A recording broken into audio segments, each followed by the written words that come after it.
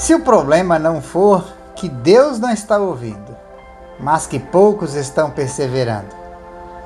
E se muitos falam com Deus, mas poucos realmente dependem dele. Lucas capítulo 18, versículos do 1 ao 17, nos conduz a um terreno onde a fé deixa de ser discurso e se torna postura, onde orar não é ritual, mas resistência espiritual, onde se aproximar de Deus exige mais do que palavras, exige um coração rendido. O texto se inicia com uma afirmação poderosa. Disse-lhe Jesus uma parábola sobre o dever de orar sempre e nunca esmorecer. Não é uma sugestão, é uma necessidade. Orar sempre sem desanimar. Mas sejamos honestos. Quantas vezes começamos orando com fervor e terminamos em silêncio, desanimados pela aparente demora de Deus? Será que o problema está no tempo de Deus ou na constância da nossa fé? Jesus então apresenta a parábola da viúva persistente e do juiz iníquo.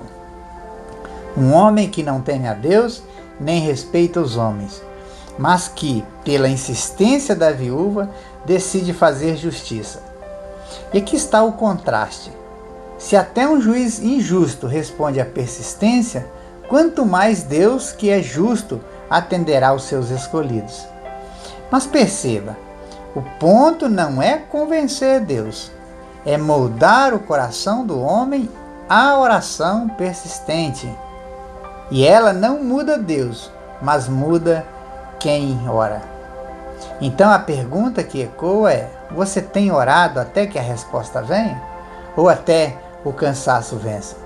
Jesus então conclui com a pergunta que atravessa gerações: quando vier o Filho do Homem, achará porventura fé na terra? Não é apenas sobre oração, é sobre perseverança em um mundo que desiste facilmente. Fé aqui não é emoção momentânea, é firmeza contínua. Você ainda está crendo, mesmo que não vê? Na sequência, Jesus conta outra parábola, agora direcionada àqueles que confiavam em si mesmos. O fariseu e o publicano sobem ao templo para orar. O fariseu ora com palavras bonitas, mas com um coração cheio de orgulho. Ele não fala com Deus, ele exibe-se diante dele. Já o publicano mal consegue levantar os olhos, bate no peito e clama: ó Deus, sê propício a mim, pecador. E aqui está o choque do Evangelho. Quem sai justificado não é o religioso exemplar, mas o pecador arrependido. E isso nos confronta profundamente.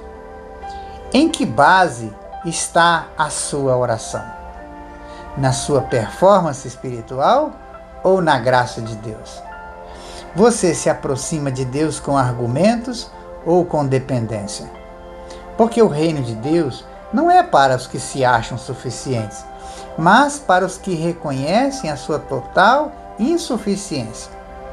Então o texto caminha para uma cena aparentemente simples, mas teologicamente explosiva. Crianças sendo levadas a Jesus, e os discípulos tentam impedir, talvez por considerarem aquilo irrelevante, mas Jesus os corrige com firmeza. Deixai vir a mim os pequeninos, porque dos tais é o reino de Deus. E ele vai além. Quem não receber o reino de Deus como uma criança, de maneira nenhuma entrará nele. Agora para e reflita. O que significa receber como uma criança? Não é ingenuidade, é dependência. Não é ignorância, é confiança. A criança, ela não negocia, não argumenta, não se apoia em méritos. Ela simplesmente confia. E aqui está o ponto central. O acesso ao reino não é conquistado, é recebido. Não é mérito, é graça. E o texto nos leva a implicações espirituais profundas e inevitáveis. Primeiro, a vida de oração não é opcional, é evidência de fé viva. Segundo, a persistência revela onde está a nossa confiança. Terceiro, A justificação não vem da religiosidade, mas do arrependimento sincero. E por fim, o reino de Deus pertence aos que se rendem, não aos que se exaltam. Tudo isso aponta diretamente para Cristo, porque é Ele quem intercede por nós. É Ele quem justifica o pecador. É Ele quem abre o caminho para que possamos nos achegar com confiança. A viúva persistente, o publicano arrependido e a criança dependente encontram em Cristo o cumprimento perfeito. Um Salvador que ouve, que perdoa e que acolhe. Na prática, isso nos chama a uma mudança real de postura. Ore mais, desista menos. Humilhe-se mais e compare-se menos. Confie mais e controle menos. Talvez Deus não tenha respondido ainda, não porque Ele não ouviu, mas porque Ele está formando em você uma fé que permaneça. Guarde isso. Deus não desiste a um coração quebrantado. Ele não ignora a fé perseverante. Ele não rejeita quem se aproxima com humildade. Então a pergunta final não é apenas se você ora, mas como você ora. Você se aproxima como um fariseu ou como um publicano? Você insiste como a viúva ou desiste na primeira demora? Você confia como uma criança ou tenta negociar como um adulto? Porque no fim, não se trata de eloquência da oração, mas da postura do coração. E Deus não está procurando palavras perfeitas. Ele está procurando uma fé verdadeira. Pense nisso. Que Deus te abençoe.